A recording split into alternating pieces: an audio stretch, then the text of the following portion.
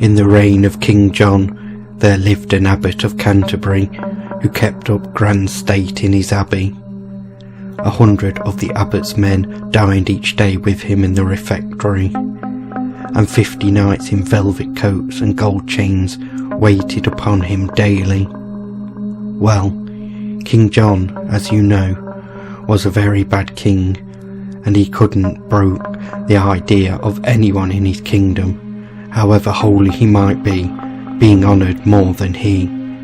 So he summoned the Abbot of Canterbury to his presence.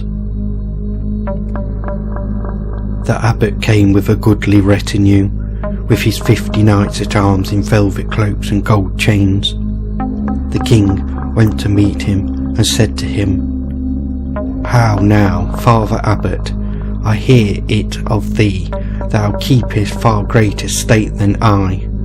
This becomes not our royal dignity, and savours of treason in thee." "My liege," quoth the abbot, bending low, "I beg to say that all I spend has been freely given to the abbey out of the piety of the folk. I trust your grace will not take it ill that I spent for the abbey's sake what is the abbey's."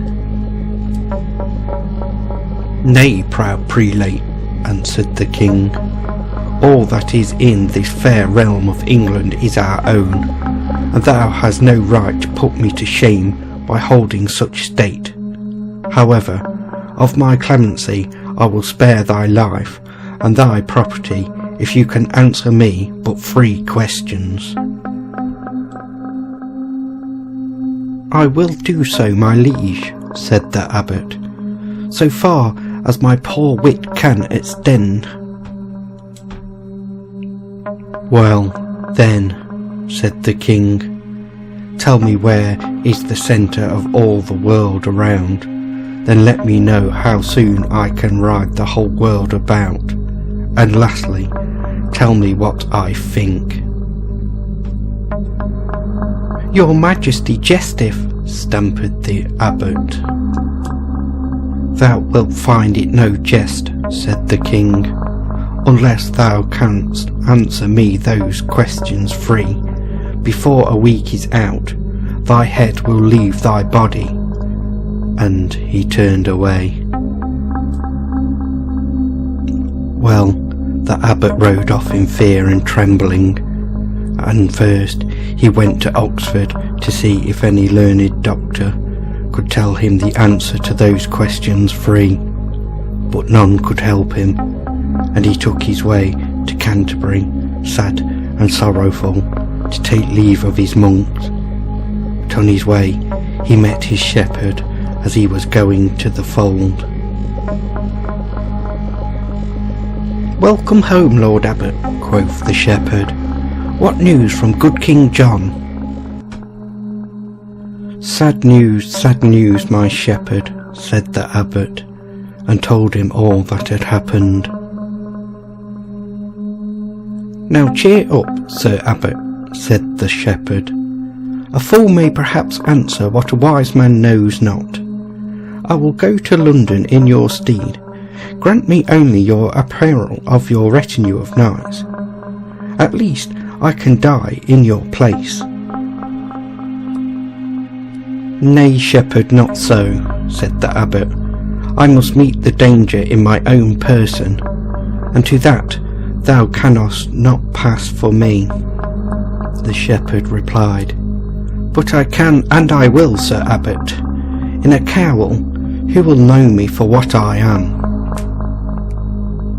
So at last the abbot consented, and sent him to London in his most splendid array, and he approached King John with all his retinue as before, but dressed in his simple monk's dress, and his cowl over his face.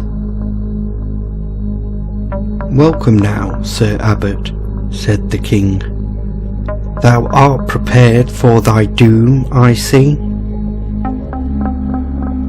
"I am ready to answer your Majesty," said he. "Well then, question first. "Where is the centre of the round earth?" said the king. "Here," said the shepherd abbot, planting his crosier on the ground. "An your majesty believe me not, go measure it and see." "By Saint Botolph," said the king, "a merry answer and shrewd. So to question the second, how soon may I ride this round world about? If your majesty will graciously rise with the sun, and ride along with him until the next morning he rise, your grace will surely have ridden it around."